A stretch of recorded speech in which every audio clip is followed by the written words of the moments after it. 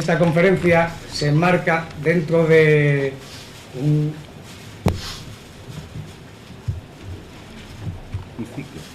ciclo de actividades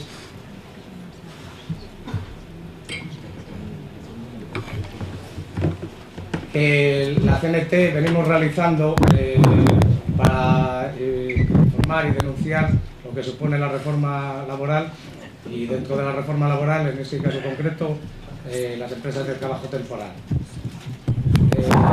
Vamos ya alrededor de 6 meses haciendo una campaña con institutos, empresas de trabajo temporal, repartiendo propaganda, y bueno, hoy aprovechamos la presencia en esta semana del compañero García Rúa para que nos dé esta compañía. Paso la palabra al secretario de la Federación Local de Gijón para que nos presente al ponente. Buenas tardes, y me ha tocado la parte más sencilla para presentar a José Luis, que lo conocéis todo de sobra. Únicamente decir respecto a su historia o sus campos sindicales que ha tenido durante todos estos años, aparte de otros muchos años más militándose en campos sindicales. Pero brevemente, José Luis fue secretario regional de la Zona Andaluza durante 3 ocasiones. Fue secretario nacional durante 4 años de la Confederación Nacional de Trabajo y lleva 3 años como como director del periódico del CNT, que tiene como cabecera el CNT. Y yo creo que con esto, porque más presentaciones de redundar, sin más, Bueno, ya no soy director del periódico. Desde finales de 1995 no soy director del periódico. Pero seguimos en la brecha, vamos, seguimos donde estábamos, y afortunadamente en nuestra organización no hay cargos definitivos, ni altos ni bajos, sino que hoy hacemos lo que podemos, mañana lo que podemos también, y no hay jerarquías, no hay nada, ningún elemento diferenciador. Vamos a ver si podemos... ¿Más alto todavía, chaval? No sé si tendré voz. Bueno, me encargan que hable de las empresas de trabajo temporal. Una tarea difícil parcialmente, pero que yo, más que tratarla en sí misma, voy a aprovechar el acontecimiento para hacer un análisis del mercado de trabajo a nivel mundial y de la situación del movimiento obrero a nivel mundial. Como se trata de una manera de contratar, se trata también de algo que se viene buscando en España desde 1980, prácticamente, momento en que se esboza o se promulga el Estatuto del Trabajador, que ya supone una manera nueva de acceder al mercado de trabajo y que desde entonces se viene incrementando progresivamente en la forma de dar mayores facilidades a las empresas, mayor flexibilidad, mayor posibilidad de contratar sin grandes complicaciones de carácter laboral. Y esto es más o menos el contenido de la reforma de 1984, y ya la puntilla se recibió con el 1994, con la reforma laboral de 1994. Digo la puntilla provisional, porque supongo que ahora don Aznar y compañía pues querrán darnos una segunda puntilla con una nueva reforma que vamos a ver en qué consiste. El tema es la contratación, y puesto que el mundo va evolucionando, pues las formas primitivas no se sostienen, hay que cambiarlas, de manera que cambia la forma, pero se mantiene propiamente el contenido.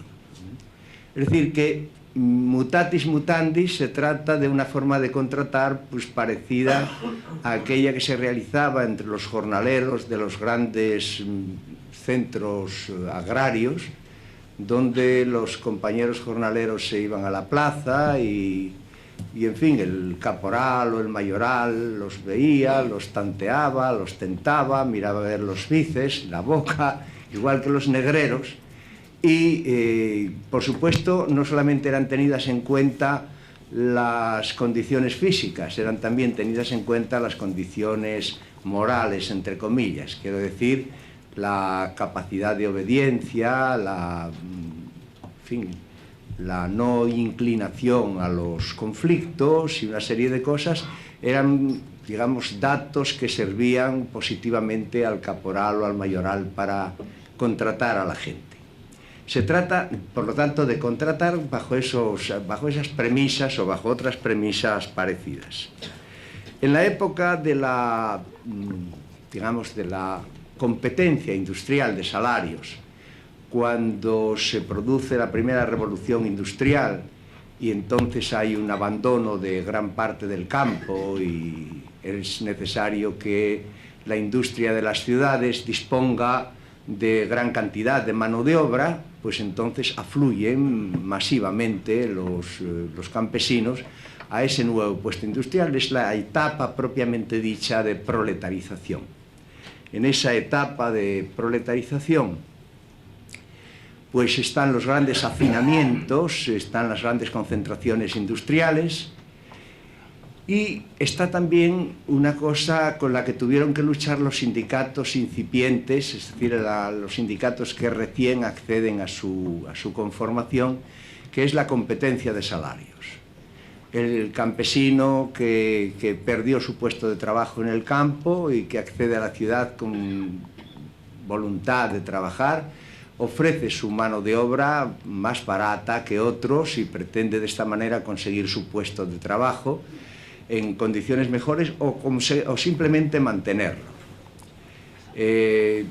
Aquí todos sabemos lo que son los coreanos aquí, los maquetos en otro sitio, los murcianos en Cataluña, en fin, esa serie de hombres que tienen que abandonar su puesto de trabajo, su puesto, digamos, originario de nacimiento, para acercarse a los lugares donde pueden seguir ganando el pan y llegar a formar parte de ese nivel de proletarización. En ese momento y ante esa competencia de salarios, la formación de los sindicatos juega un papel importante en la unificación de los salarios.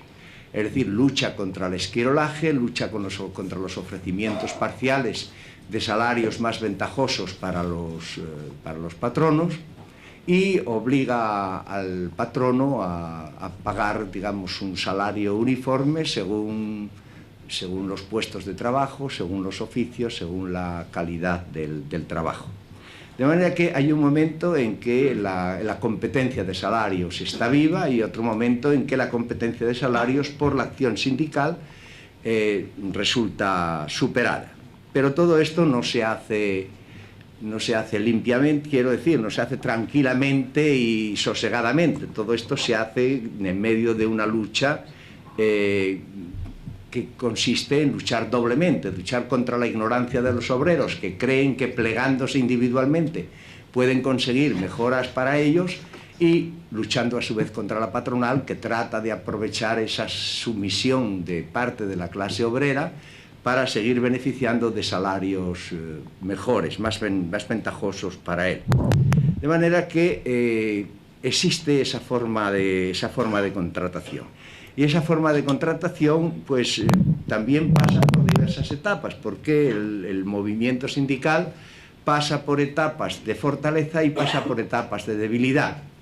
En las etapas de fortaleza del sindicalismo, el nivel de salarios se respeta en su uniformidad y además se mantiene, digamos, en un nivel creciente, un nivel de ascenso permanente o casi permanente, mientras que en los momentos de debilidad son aquellos momentos que aprovecha el patronato para disminuir los salarios, para condicionarlos más, para someter más a la clase obrera y para desunir sobre todo a la clase trabajadora. En estas circunstancias, en las circunstancias actuales, en fin, no se trata de que lo diga yo como un resentido de CNT, lo dicen los los analistas, en fin, más conspicuos del sindicalismo, incluso los sindicalistas, digamos, de los sindicatos más reformistas, no pueden dejar de reconocer que hoy es un momento de baja del sindicalismo. Un momento de baja del sindicalismo hasta el punto de que algunos aventuran que quizá el sindicalismo esté en una etapa de decadencia, digamos, irreparable, de una marcha sin una posible marcha atrás. Y la cuestión que nadie puede negar es una baja de afiliación de carácter general y una transformación incipiente que empieza a aparecer en las industrias a base de un sindicalismo de base, de carácter asambleario, o a base de organizaciones como la nuestra que no se someten a la institucionalización a que digamos, los estados capitalistas han sometido a los sindicatos. Desde ese punto de vista, pues ha habido una merma tremenda de la afiliación a los sindicatos. El nivel de sindicación, por ejemplo, en la España anterior al 36, era un nivel de un porcentaje enorme a repartir entre dos sindicatos, y hoy tienen que repartirse, en fin, no hay por qué ocultarlo, o sea, poco más del 8% de la clase trabajadora puede estar sindicada, a repartir entre un montón de formaciones sindicales. Esa es una de las razones, esa deficiencia de sindicación, pues dado que los sindicatos correspondientes a una etapa del capitalismo burocrático se burocratizan a su vez y llegan a formar, pues en fin, grandes sistemas de oficinas, de organizaciones de carácter burocrático, y todo eso cuesta mucho dinero, pues esto obliga también a esos sindicatos, obliga entre comillas, nadie los obliga, se obligan esos sindicatos a someterse a las condiciones patronales y a los imperativos que el Estado, o sea, los que les dan el dinero, les imponen. Bien, las ETT aparecen pues en estas condiciones a partir de una ley del 6 de junio de 1994, dentro y en el contexto de la RL, de la reforma laboral. Aparece en el BOE el 2 del 6 del 94 y se desarrolla por Real Decreto el 13 de enero de 1995. Esta es, por decirlo así, la historia legal. En el preámbulo de la ley se señala ya que quizá esta forma de contratación o esta forma de creación de instituciones o de instrumentos a través de los cuales se va a desarrollar la contratación quizá sea un tanto anómala, porque se señala claramente que esta forma de contratación estaba previamente a priori prohibida. Estaba prohibida y perseguida y concretamente condenada en el Estatuto del Trabajador como una especie de comercio ilegal de mano de obra. Sin embargo, estas organizaciones de estas empresas de trabajo temporal venían funcionando ya de antes, no con un carácter legal, tampoco con un carácter abiertamente permitido, pero en fin, en una clandestinidad tolerada.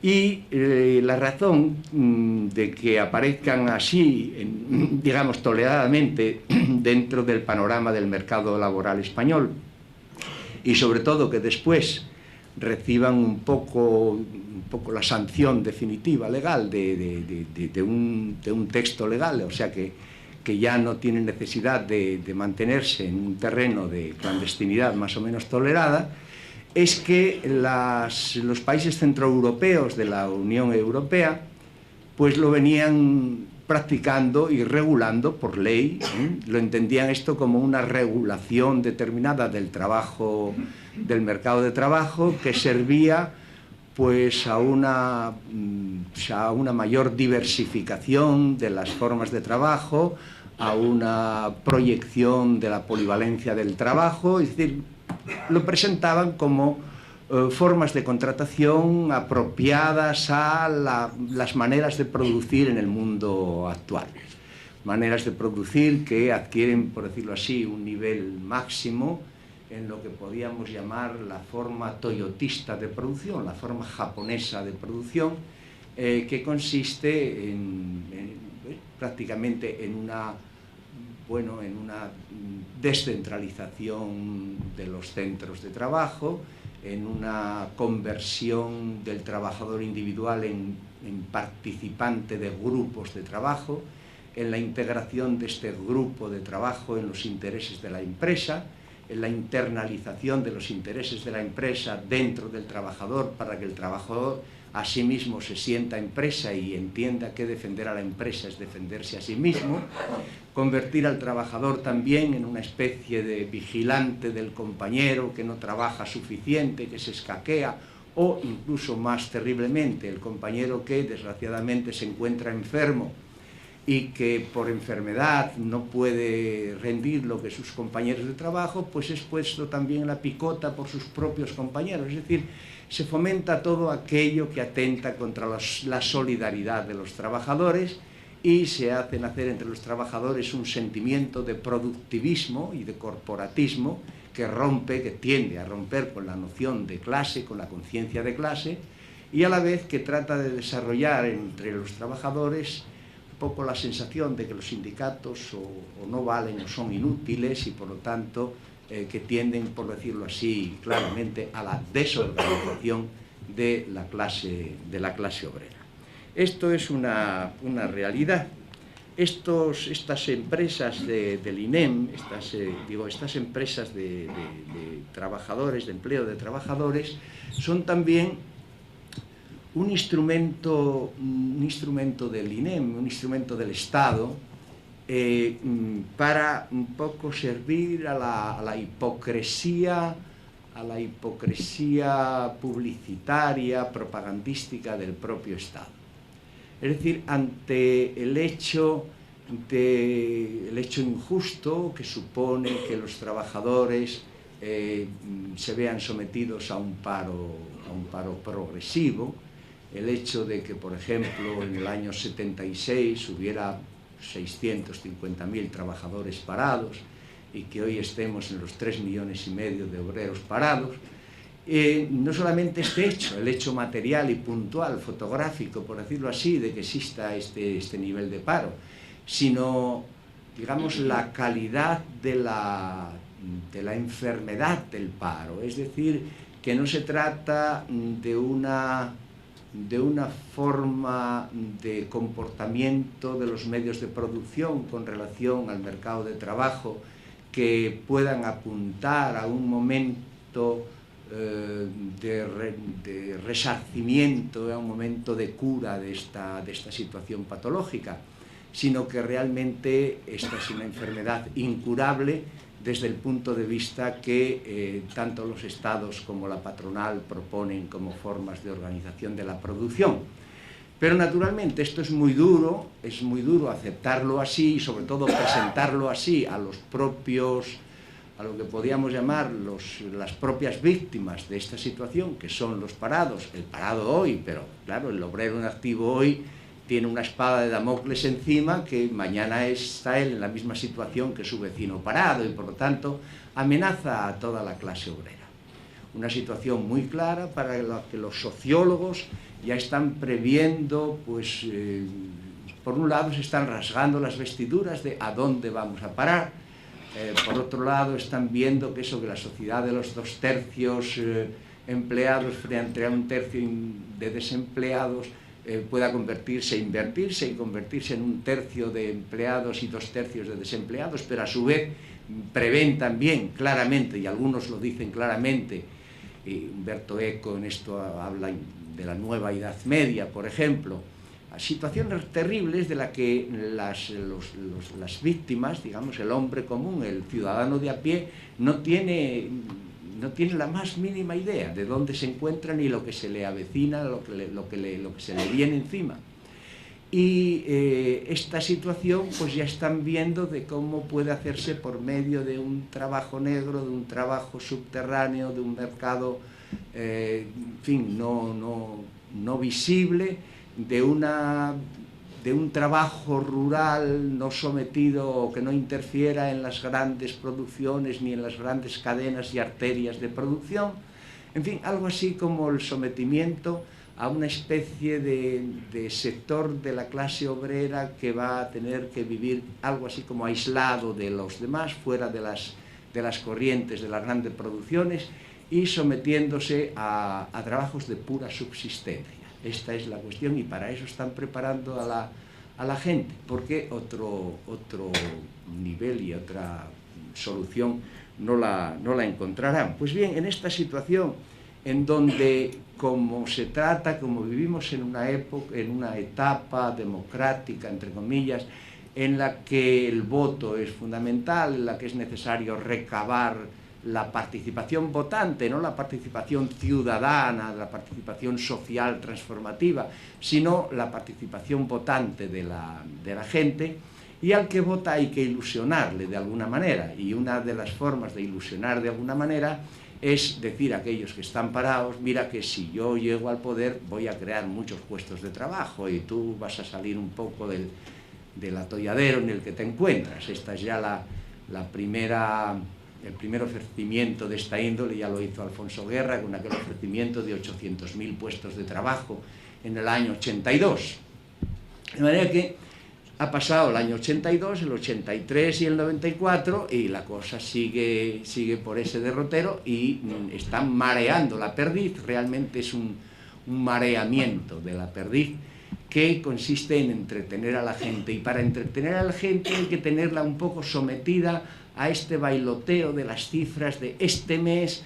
Se hicieron 35.000 puestos de trabajo nuevos para que el mes que viene haya 60.000 menos y haya crecido el paro en 60, 80.000. En fin, este bailoteo que todos conocéis, que sale a la prensa y que hace que algunos se froten las manos, vaya, el paro ya disminuye, vaya tal y eso, luego te caen los palos del sombrajo porque las cosas no son como se te presentan, y así es la cuestión. Quiero decir que en esta situación las CTT juegan un papel fundamental porque, claro, crean un trabajo ficticio, un trabajo temporal absolutamente irrelevante, mandan sus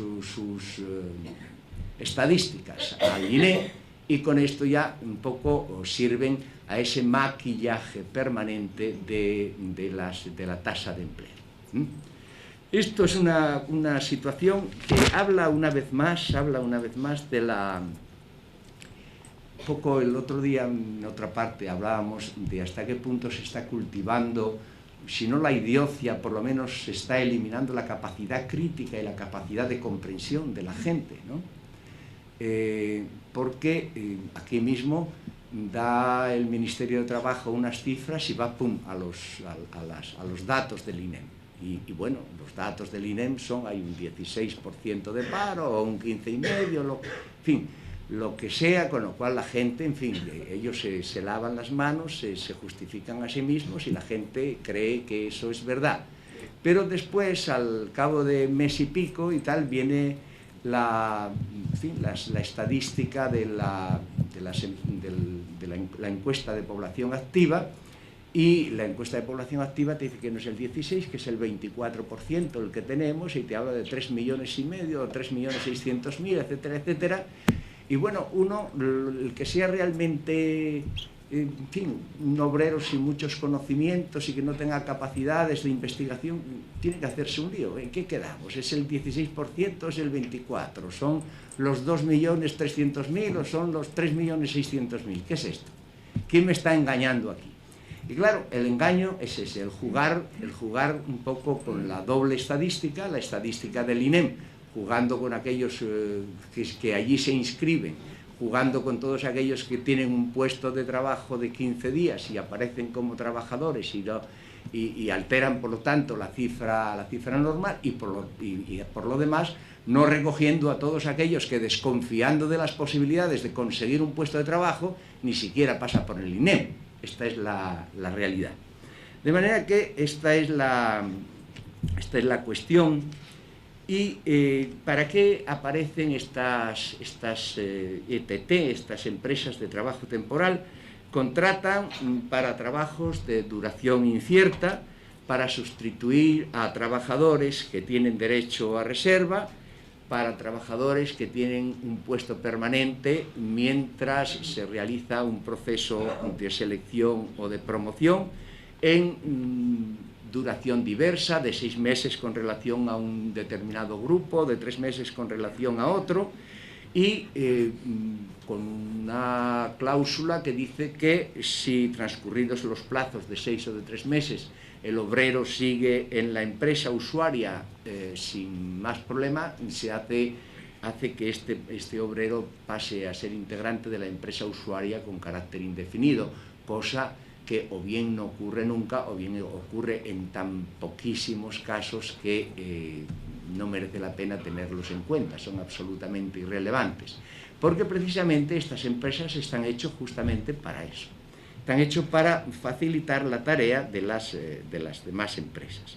No pueden contratar, por ejemplo, a huelguistas o para sustituir a huelguistas, no pueden contratar para trabajos especialmente peligrosos, no pueden tampoco contratar para puestos que estén amortizados dentro de todo el año anterior y tampoco pueden ceder, formalmente hablando, estoy hablando, de, digamos, empresas a otras empresas de trabajadores temporales, a otras ETT. Bien, las formas del contrato puede ser trabajo indefinido o trabajo limitado. De esta manera se está probando, según estas empresas se van realizando, que el porcentaje de trabajos fijos se va, digamos, disminuyendo de una manera portentosa, mientras que el aumento de los trabajos temporales va creciendo de una manera aparatosa también. El otro día, no hace mucho, Jesús Segura escribe un estudio en el País, es Jesús Segura, sí, acerca de estas cuestiones, diciendo que la reforma laboral es muy conveniente. Lo que pasa, dice, es que se ha llevado a mal término, se ha llevado a cabo mal la reforma laboral, pero que bien llevada a cabo es una cosa beneficiosa. Ocurre con todo esto como aquellos, en fin, todos aquellos que dicen que determinados tipos de regímenes políticos han fracasado porque se han llevado mal a la práctica, pero bien llevados a la práctica serían de otra manera y tendrían otras conclusiones.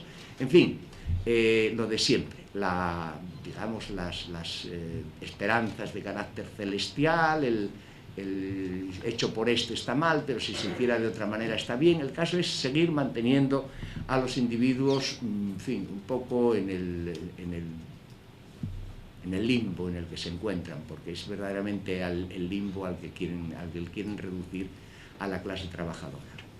Está reconocido por parte del Estado que España tiene un 35% de contratación temporal. Ese 35% de contratación temporal que ellos reconocen, en la realidad se eleva a más del 50%, al 55% de trabajo temporal. Bien, pues en Europa el trabajo temporal está en un nivel de un 15%. De manera que si España, con todos los sacrificios que nos piden de apretarse el cinturón y de no consumir determinadas cosas y por otro lado querer obligarnos a consumir en otros aspectos, está, según los análisis macroeconómicos de los economistas de Aznar, están queriendo acceder a las peticiones, a las condiciones que marca la Unión Europea para poder acceder a la Unión Monetaria, a la Unión Económica Monetaria, pues resulta que en todos los otros niveles, en los niveles que podemos hablar del mercado de trabajo, es justamente lo contrario. España tiene un nivel de paro que dobla, más que dobla el nivel de paro europeo. El nivel de sueldos españoles, de salarios españoles, está también muy por debajo de la media europea, a pesar de que, digamos, concretado todo ello en la masa salarial, se esconde un poco, porque la diferencia de salarios que en Europa tiende a igualarse, a homologarse, aquí tiende a diferenciarse. y tiende a diferenciarse, y entonces cuando dicen que el salario medio del obrero español en activo es 220.000 pesetas, yo, viendo esto, comparándolo con la realidad, no sé con qué clase de realidad lo pueden comparar, porque después te encuentras con salarios, no ya digamos de trabajo negro, donde puedan estar en las 30 o 40.000, pero en fin, se sabe que el salario medio interprofesional está en torno a las 60.000 pesetas, y se sabe también cómo los contratantes patronales, que prefieren en este caso a jóvenes inexpertos porque son más manipulables y porque necesitan más dramáticamente el puesto de trabajo, o las mujeres, etcétera, pero en fin, en un nivel de salarios que en la media creo yo que puede andar en torno a las 80.000 pesetas, pongamos por caso. Es decir, una diferencia muy grande, el medio, ¿no?, comparado con eso. Ocurre con esto, entonces, lo que ocurre con aquel que decía, entre este y yo ganamos 30 millones. Yo gano 29.500.000 y él gana 500.000. Es cierto que si se hace la media, pues los dos ganan, si son 30 millones, cada uno de ellos gana 15 millones, pero no es así. Uno gana 500.000 pesetas y el otro gana 29.500.000 pesetas. Sin embargo, para las estadísticas, pues aparece la cosa como una renta per cápita de esta manera. ¿Qué pasa? Pues que de la misma manera que fuimos una vez, en un tiempo, pues quizá el ejército con más generales de la tierra, pues desde el punto de vista del patronato y estando digamos de gran moda el blindaje de los contratos, etcétera, pues hay unos sueldos realmente fabulosos en el mundo de los ejecutivos y unos sueldos de real basura en el mundo de los trabajadores. Claro, si se computa todo ello junto, pues entonces parece ofrecer un nivel de digamos de masa salarial alta, pero que no responde a la realidad en cuanto al reparto. Bien, la remuneración de estas empresas por parte de los trabajadores es, digamos, totalmente perjudicial para aquellos que entran por las empresas de trabajo temporal, porque la empresa de trabajo temporal, ahora sobre todo, anteriormente era, digamos, semiclandestino, pero ahora ya de una manera abierta, la empresa de trabajo temporal deduce de cada trabajador entre 30 y 50.000 pesetas mensuales. De manera que todo ese nivel de dinero que pasa a engrosar las cajas de las empresas de trabajo temporal se deducen, se quitan al trabajador. El servicio es como la propia estimación lo dice, una cantidad ridícula en comparación con el nivel de indemnización que un obrero directamente contratado puede tener. Aunque aquí mismo ya se ve también por dónde van los tiros. Es decir, si hace 20 años, esto lo recogía Harold Teglen en un artículo del País hace poco, si hace 20 años, que tampoco es tanto, el obrero había que indemnizarle con 70 días de trabajo, 70 días por año de trabajo, ahora está en los 45 días, que ahora se quiere superar para convertirlo, a acogerse a los 20 días de trabajo de indemnización por año trabajado.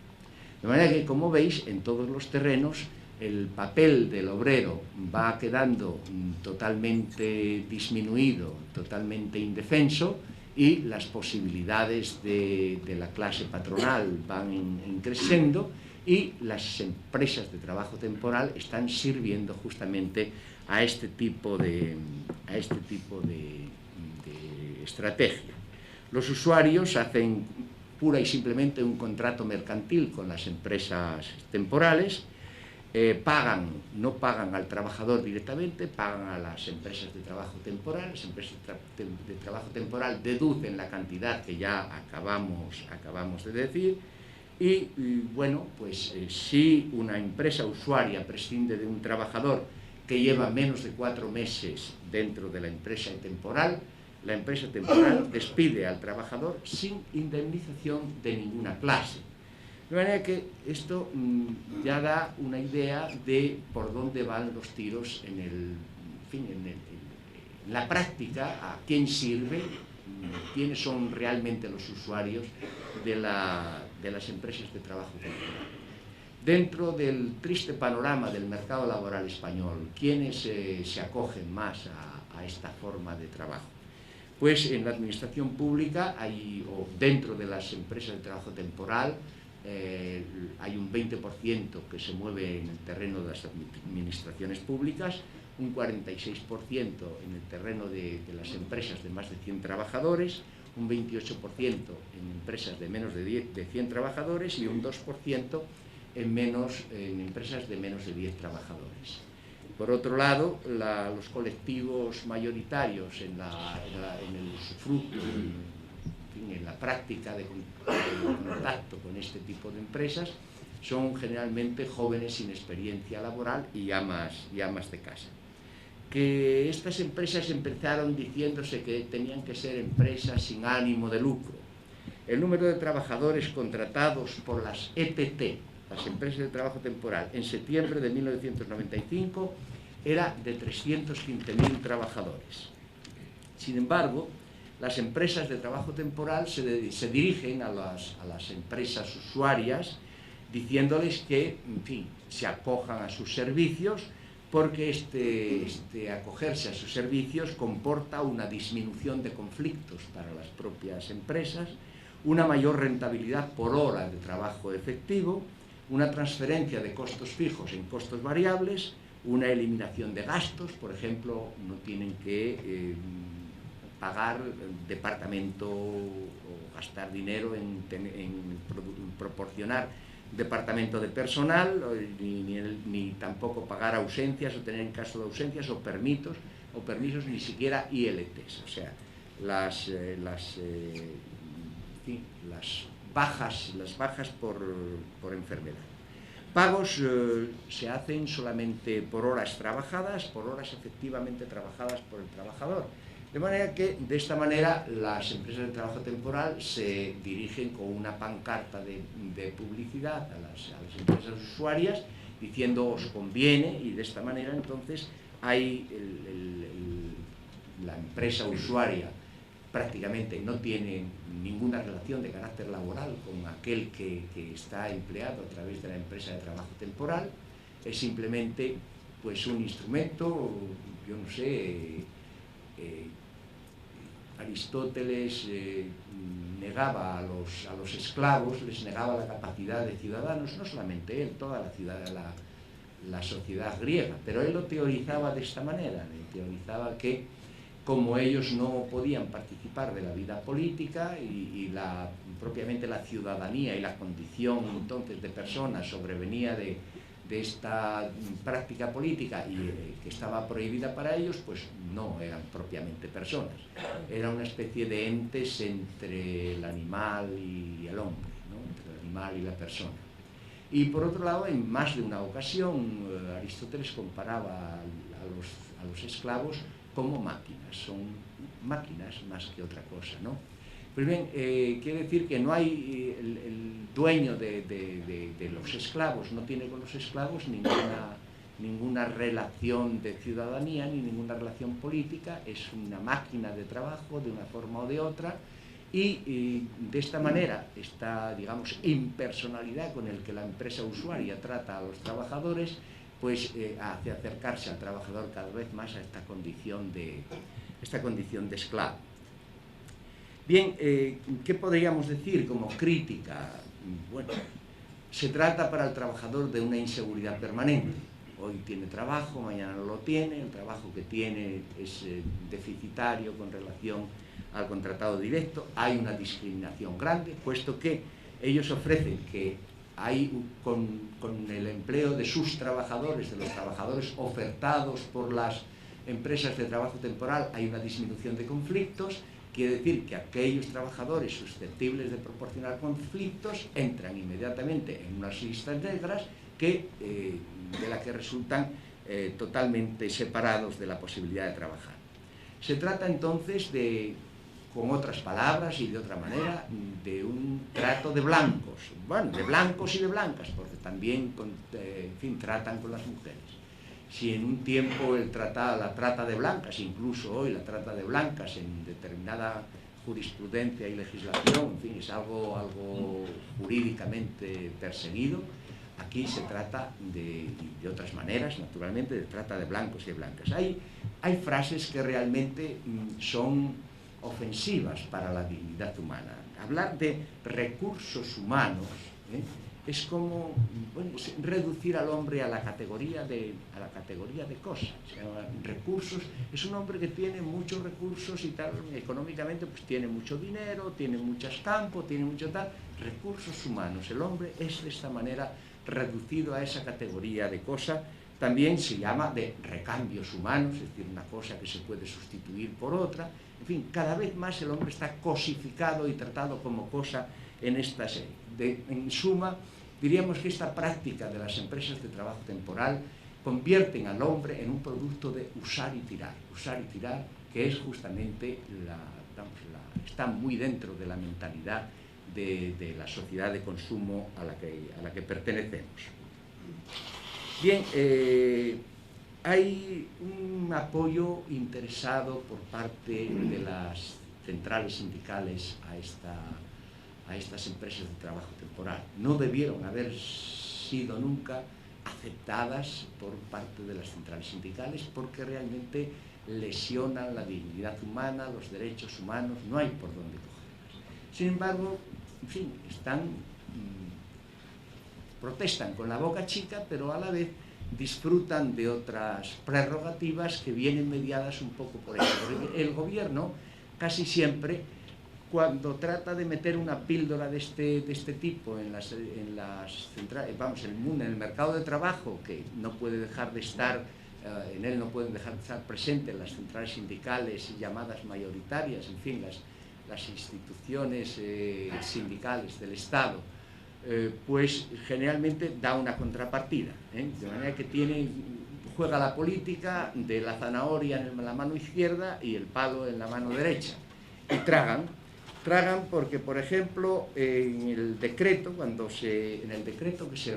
que se regulan las empresas de trabajo temporal, se habla también de un servicio integrado o de servicios integrados para el empleo, el SIPE, ¿no? Bien, pues este SIPE, estos servicios servicios integrados para el empleo, tuvieron un montante en el año 95 de 4.000 millones de pesetas. Al poco de elaborado el decreto, Comisiones Obreras y UGT firman un contrato con el INEM por el que pasan a disfrutar, a gestionar 2.000 millones de los 4.000 millones que tenían. Hay, por lo tanto, por otro lado, una laxitud en la concepción de la regulación del empleo por parte del Estado. En la sombra, las propias empresas usuarias pueden ser también, aunque la sociedad se lo prohíbe, pero en la sombra, clandestinamente y mediando terceros y testaferros, pueden ser también propietarias y dueñas de empresas de trabajo temporal. Consiguen de esta manera gente segura, los despidos no se les hacen así baratos, sino archibaratos, o en fin, gratuitos más que archibaratos, y los trabajadores en esta condición no tienen, digamos, ninguna relación laboral con ellos. Las compañías de la Asociación de las Empresas de Trabajo Temporal, GESTA, en 1934, y en una clandestinidad tolerada, facturaron 16.000 millones de pesetas con 160.000 contratos de trabajo. Ya dijimos anteriormente que estas empresas se quedan entre 30 y 50.000 pesetas por mes y trabajador. Bien, hay una precarización progresiva del trabajo. Ahora entramos ya en una crítica más amplia que sale del marco de las puras empresas de trabajo temporal. Una precarización, digamos, creciente del trabajo. Por ejemplo, para tener derecho a un año de prestaciones de paro había que cotizar 180 días. Pero después, para conseguir solo 120 días de trabajo, de prestaciones, había que cotizar 360 días. Por otro lado, la rebaja en el montante de la prestación alcanza el 10% y en conjunto entre unas cosas y otras puede decirse que la merma para los parados ha sido del 43%. En convenio se pueden acordar supresión o sustitución de los complementos de antigüedad, otra maravilla de relación laboral. Se puede superar el límite de 9 horas diarias de trabajo, pero siempre respetando que haya 12 horas de descanso. Es decir, que se pueden trabajar 12 horas seguidas de trabajo, siempre que haya 12 horas para descansar y volver a trabajar al cabo de las 12 horas de descanso. Si la jornada normalmente es de 8 horas o algo inferior, resulta que se da pie para una utilización de 4 horas diarias de horas extraordinarias, 4 horas extraordinarias permitidas, no legalmente, pero de hecho, ahora ya legalmente. Entonces resulta que en una nación que tiene 3,5 millones de obreros parados, permiten eso, que haya trabajadores en activo que puedan trabajar hasta 12 horas diarias. Esto entra todo ello dentro de los cálculos y de la estrategia del capitalismo, porque a lo que atiende el capitalismo es a crear realmente, a romper el concepto de clase obrera y a producir, digamos, a disgregarlo en dos sectores: clase de activos y clase de pasivos, clase de hombres con trabajo y clase de hombres en paro, de tal manera que los hombres en activo pierdan todo su sentido de solidaridad y de relación de compromiso con los obreros en paro. Esta es a donde apunta la cuestión, y entonces, bueno, a aquel que está en activo se le dan facilidades para que pueda disfrutar, sea un buen consumidor, porque el consumo también juega parte de la economía. Ahora nos están un poco diciendo que tenemos que consumir más para que la economía vaya mejor, etcétera, etcétera. Bien, hay que consumir, y entonces a estos señores se les permite un nivel de consumo, justamente digamos, un aumento, un ascenso del poder de consumo que compensa justamente el descenso del consumo que se les quita a otros. De manera que el nivel, digamos, el sistema va entrando en una situación de descompensación, no solamente permanente, sino de descompensación creciente, que, bueno, a dónde podemos llegar a parar con ellas, no. Bueno, ya voy a saltar muchas cosas porque veo que el tiempo pasa, y yo quisiera concretarme en otra cuestión. ¿En qué tipo de estrategia de empleo hay que encuadrar y hay que justificar o juzgar a las empresas de trabajo temporal? Todos sabemos lo que es el ejército de reserva industrial. En fin, ya está, digamos, un poco sociológicamente bien conocido. El capitalismo necesita siempre y constantemente un nivel de obreros en paro que sean justamente aquellos que amenacen a los que están en activo. Los que están en activo deben cobrar o aceptar las condiciones de trabajo que el patrón o las patronales les imponen, porque de lo contrario aquel ejército de reserva industrial que está esperando y deseando trabajar puede ocupar su puesto de trabajo. El nivel de este ejército de reserva industrial varía con los tiempos, pero nunca se anula completamente, porque incluso en las situaciones de pleno empleo, cuando se habla de pleno empleo, por ejemplo, los años 60 y 70 para Europa, por ejemplo, pudieron llamarse de pleno empleo que se tiene por pleno empleo cuando hay simplemente un 5% de parados, y ya se puede considerar el pleno empleo. Pero bien, en estos casos, muchos de vosotros seguramente estuvisteis en Alemania o en Francia o en Holanda, estuvisteis trabajando en esta época, en los años 60 y 70. De manera que vosotros constituíais el ejército de reserva industrial del que se servía la clase patronal centroeuropea para decir a sus propios trabajadores: no reclaméis demasiado, porque si no, mira, fíjate, portugueses, marroquíes, turcos, españoles, italianos del sur, en fin, de todo, tengo ahí un ejército que viene aquí en cuanto yo levante un dedo, así que a callarse y aceptar las condiciones. De manera que el ejército de reserva industrial, bien sea de la propia nación, bien sea de la, digamos, de la marginalidad de la propia nación, sigue existiendo. Bien, ese ejército de reserva industrial, pues ha existido siempre. Lo que ocurre es que en las condiciones actuales hay, digamos, un nivel de desempleo porque, digamos, estructuralmente el desarrollo de la economía lo exige así. Es decir, el nivel de competencia que se da entre los bloques, los grandes bloques económicos, Europa por un lado, Japón por otro lado y América por otro lado, los tres grandes bloques económicos han llegado a una situación de casi saturación del mercado. Y esta saturación del mercado han tratado digamos, de sobrevivir unos y otros a base del empleo de la tecnología.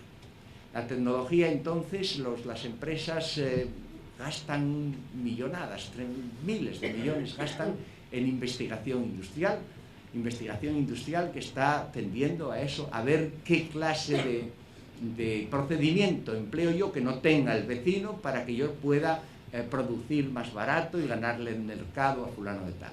Sin embargo, la tecnología se intercomunica muy fácilmente, y en esta intercomunicación tan fácil de la economía, pues resulta que, bueno, los japoneses pueden producir coches tan buenos como los alemanes, y los alemanes tan buenos como los americanos, y en este llega un momento en que anteriormente no había problema, porque el nivel del desarrollo de la economía, el ciclo de la economía era, pues, digamos, coyuntura, luego saturación, luego crisis, depresión y luego guerra. Eso es digamos, en este terreno vino funcionando el nivel económico desde 1870. Bueno, hoy día las guerras de ese tipo son toleradas guerras de otro tipo, guerras marginales, guerras que pueden servir a la destrucción y al consumo de una industria muy importante que da muchos beneficios, que es la industria de guerra, pero la industria destructiva de carácter total de un bloque sobre otro, esa ya está prohibida porque todo el mundo tiene, vamos, todo el mundo, no todo el mundo, pero hasta, en fin, naciones muy pequeñas y de poca importancia tienen la bomba atómica y amenazan con la bomba atómica. La bomba atómica es de tal nivel de destrucción que una guerra de este tipo no tendría vencedores ni vencidos, sino que el llamado vencedor pues tendría que gobernar sobre un globo terráqueo absolutamente destruido, impracticable para él mismo. Eso está prohibido, por lo tanto la salida de la guerra está eliminada. Como está eliminada la salida de la guerra, hay que buscar soluciones de carácter internacional. Se forma entonces la OUA, se forma el GATT, se forma el Fondo Monetario Internacional, se forma la OCDE, en fin, esa serie de organismos internacionales tendentes a servir un poco de vaselina de estas relaciones internacionales para paliativos. Bien, a pesar de todo, la crisis va en aumento y tiene, digamos, unas alternancias que pueden ser de menor intensidad, pero vuelve otra vez la crisis a imponerse, y entre tanto pues hay una relación, vamos, una especie de estrategia universal de carácter político, social, económico, en fin, que dio en llamarse la trilateral y tiene también otras denominaciones, y estos hombres empiezan a ver la rentabilidad del capital multinacional. Y entonces con esa rentabilidad del capital multinacional se dan cuenta de que capital occidental trasladado a Corea, una tecnología que enseñada de determinada manera puede ser fácil de aprender y aplicar, puede dar unos resultados fantásticos. Por esta medida se llegaron a formar lo que llamaron primero el Triángulo de Oro, ahora podríamos llamar el Cuadrado de Oro, vamos, Hong Kong, Corea, Taiwán, Singapur, forman un círculo o un cuadrado, en fin, la figura que ustedes quieran en el orden geométrico, que está totalmente dominado por el capitalismo internacional, que está implantado allí con la tecnología más punta y que está beneficiando de la mano de obra más barata. Y este es el camino por el que, en fin, los mercados pasan a ser anulados por este tipo de nueva implantación o nueva forma de producción. ¿Cuál es el resultado? Naturalmente que si esto ocurre de una manera unilateral y las multinacionales son todas ellas americanas o todas ellas europeas, por ejemplo, pues claro, las europeas acabarían anulando todos los demás mercados y las americanas también. Resultado, por medio de estos organismos internacionales, GATT, Fondo Monetario Internacional, etcétera, etcétera, han llegado a la conclusión de que hay que ser buenos y hay que repartir el mercado.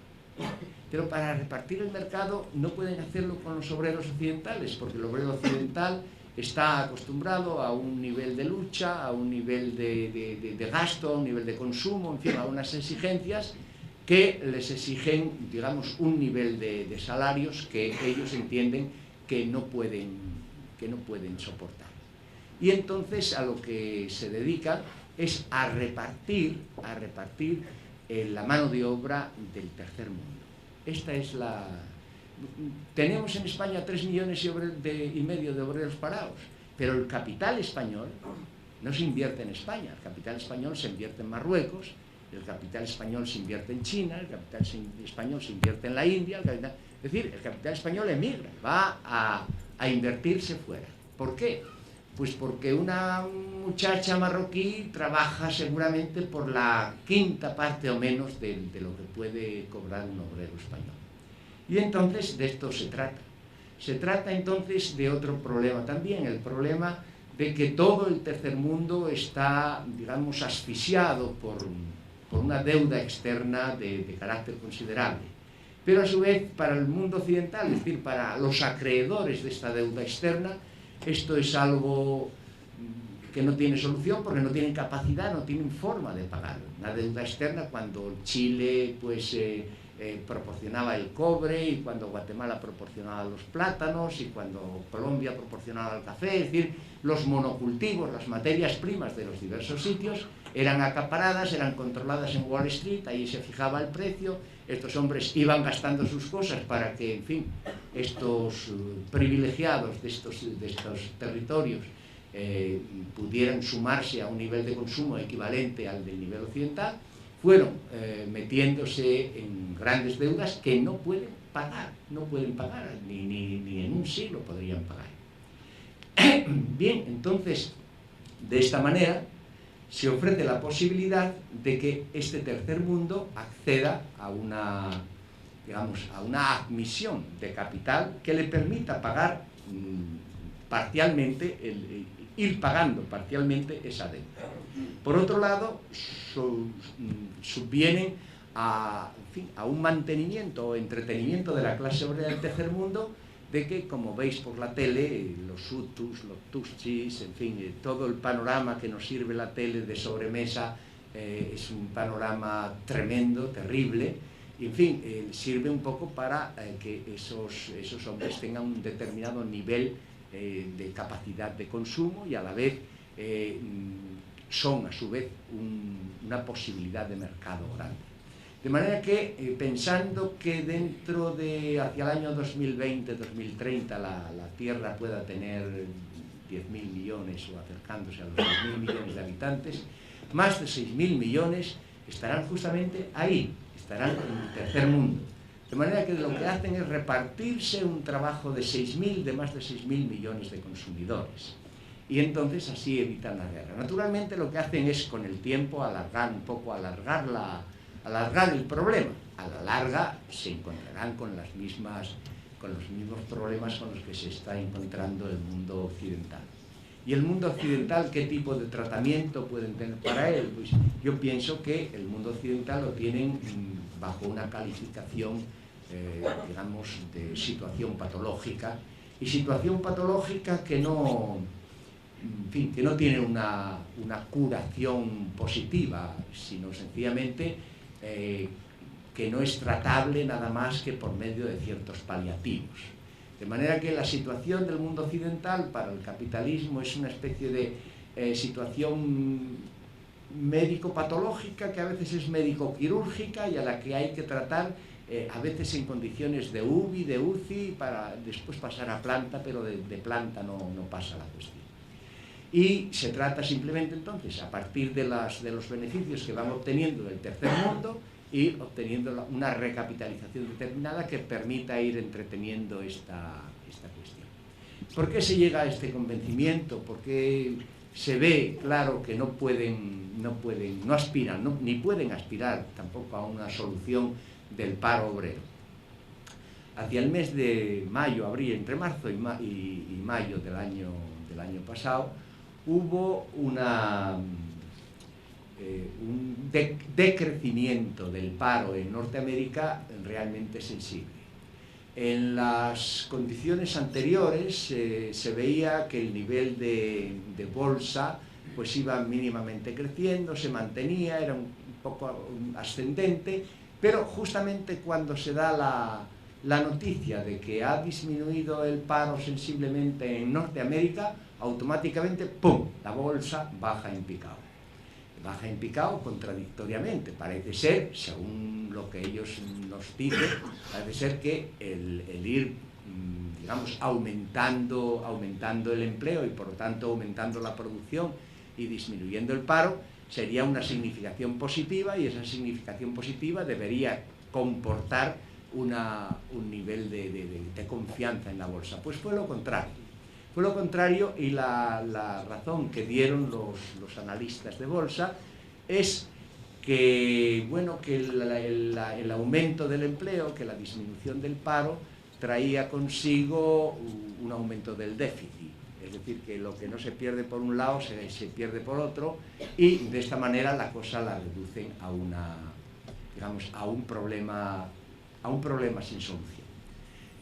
Bueno, todos sabemos económicamente cómo se vino produciendo lo que llaman la sociedad del bienestar o el estado del bienestar, a partir de la propuesta económica de Keynes, de considerar globalmente la renta y el empleo, por un lado también en relación con el consumo, y establecer, digamos, renta, empleo y demanda en un solo concepto, de manera que aumentando la demanda siempre que la inversión se equilibrara con el ahorro, se producía un nivel creciente de empleo, o por lo menos se mantenía el nivel del empleo.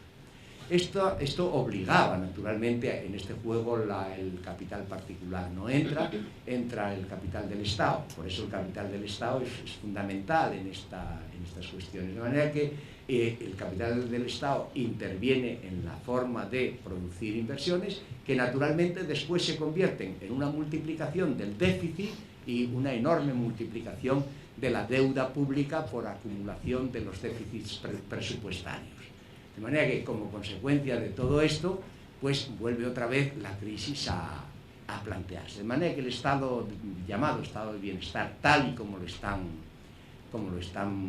tratando y como lo están proponiendo, desde luego dura menos que un merengue a la puerta de un colegio. Está realmente condenado, bajo estos presupuestos está realmente condenado. Bien, y así esta es la cuestión. Y todo lo demás pues son paliativos, menjunjes, paños calientes, enjuagues y todo lo demás. Y a partir de ahora, pues si queréis empezamos a hablar.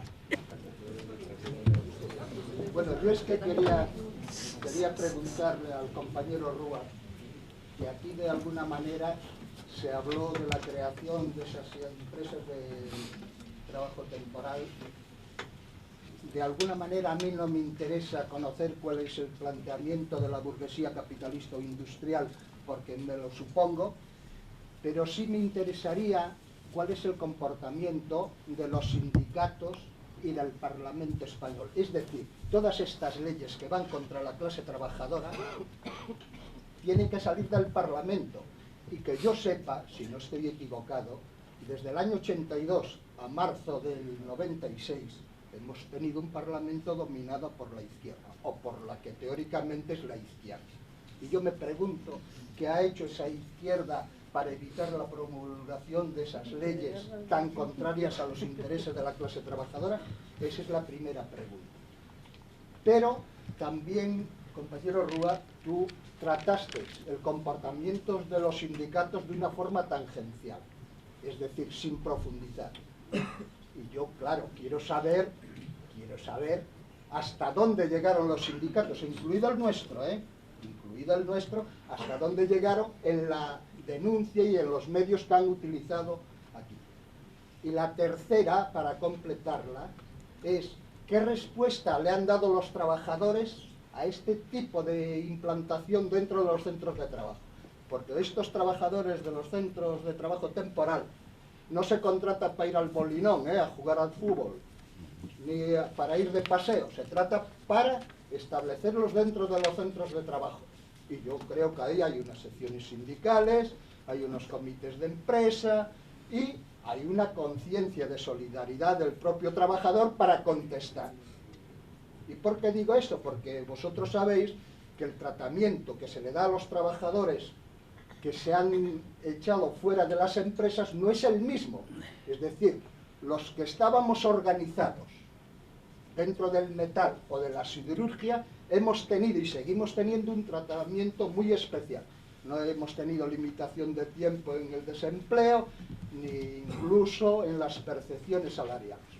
Entonces me gustaría que se clarifique esta cuestión, porque tenemos, según las estadísticas que manejemos, 500.000 jóvenes que no han accedido al puesto de trabajo. Según otras, incluso podríamos llegar al millón, parece un disparate, de 500.000 a 1 millón, que no han accedido al primer puesto de trabajo. Entonces, posicionamiento de CNT, de CNT y de los demás sindicatos, Ya se me olvidó el orden de preguntas. Dime la primera. ¿Qué ha hecho la izquierda en el Parlamento para La evitar primera pregunta es que las empresas no se pueden crear estas de trabajo temporal ya sin está la entendido, ya. promulgación de una ley. Ya Y esa está. sale del Parlamento y el Está Parlamento claro, estuvo eso está claro. controlado desde el 82 al 96 por la izquierda, por la Bueno, teórica yo no izquierda. sé si la respuesta que esperas es una respuesta retórica, es decir, repetitiva, No, o si es una... Perdona un momento, yo lo que quiero es que los jóvenes que están aquí, que salgan de aquí con la conciencia clara de lo que se les viene encima. Bueno, entonces, lo que se puede decir es que si hay una mayoría parlamentaria, e incluso esa mayoría parlamentaria está en este caso apuntalada por la derecha, porque tiene también interés en la realización de este tipo de legislación laboral, pues evidentemente hay una confabulación en contra de la clase obrera, en contra de los intereses de la clase obrera. Esto está claro. Esto no hace falta casi ni comentarlo, está ahí, ¿no? Que desde que los socialistas acceden en 1982 al poder, esta facilitación, digamos, de trabajo a la clase empresarial se multiplica, es también un hecho, eso está ahí también. Es decir que, bueno, la primera reforma, el Estatuto de Trabajadores, no habían tenido ellos nada que ver en ello, pero a los 2 años de estar ellos en el poder, o antes de los 2 años, ya hacen la primera reforma laboral, que es. Y entonces de lo que se trata es de una recapitalización del capital, por decirlo así, de darle todas las facilidades posibles a la regeneración del capital y, evidentemente, en detrimento de una clase obrera que se ve sometida pues a la política de pactos que todos conocemos, al AMI, al ANE, al AI, al AES, en fin, a todos los pactos que conocemos, que supusieron o que comportaron la producción o el paso de los 650.000 parados a los 3 millones de obreros parados. Eso está muy claro. Que a pesar de todo esto no lo hubieran podido hacer por la propia presión política, ni con la ayuda de la derecha, etcétera, si hubiera una izquierda que se hubiera opuesto a la política de pactos, también es muy claro. Luego ha habido también ahí otra connivencia. Yo oí alguna vez a Marcelino Camacho referirse a estas cosas y decía, bueno, es que entonces teníamos que sacar cosas muy difíciles, por ejemplo, la Constitución en el año 78 y estas cosas, y bueno, claro, había que plegarse. Otras veces dicen, bueno, es que nos engañaron porque nos ofrecieron unas contrapartidas que después no cumplieron. Digo, coño, ¿te dejas engañar de esta manera, compañero? Pues, ¿qué representantes tiene la clase trabajadora entonces que se dejan engañar así? Bueno, quiero decir que ha habido, evidentemente, una connivencia de tipo político, sindical, que produjo esa situación. Que todo eso haya venido como consecuencia de lo que llamamos transición, y que esa transición un poco haya estado mediado por el temor de lo que llamamos el ruido de sables, acepta esto porque si no, en fin, se levanta el espadón y aquí nos cruje. Bueno, eso, pues quien lo quiera aceptar así, que lo acepte, o quien lo... Yo no lo acepto. Yo pienso siempre que el empleo de esos anuncios de movimientos de cuarteles y demás fueron nada más que eso, que un enseñar el coco para meter miedo y evitar en fin, reclamaciones, reivindicaciones positivas de la clase trabajadora. Esto está muy claro. Esto sucedió hasta el año 86-87. Ha habido un comportamiento de recapitalización. La inflación, que estaba en el 20 y tantos %, pues pasa al 9%, 8%, en fin, una cosa así. Es decir, todo en beneficio del capital. Los socialistas en el poder recapitalizan o ayudan más a las empresas capitalistas, bastante más, muchísimo más de lo que lo había hecho la UCD, y seguramente, en fin, quizá los socialistas hayan un poco iniciado su forma de gobernar, pues poco ganándose la confianza de los financieros, de los capitalistas. Por ejemplo, el asalto a Rumasa, es decir, la expropiación de Rumasa, el reflotamiento de Rumasa, que les cuesta 2 billones de pesetas a los españoles, y que después ofrecen a los empresarios particulares, tiene la misión de congratularse, de congraciarse, de ponerse a bien con determinada parte de la clase capitalista para que se vea que el gobierno socialista pues no les es contrario, ¿no? De manera que ahí yo veo, quizá en esto sean dos preguntas en una las que te respondo. Desde luego hay connivencia política y hay connivencia sindical. La otra se refería un poco a la apatía trabajadora. No, se refería a nuestro comportamiento, los trabajadores dentro de los centros de trabajo, que somos el pilar más importante, es decir, sin el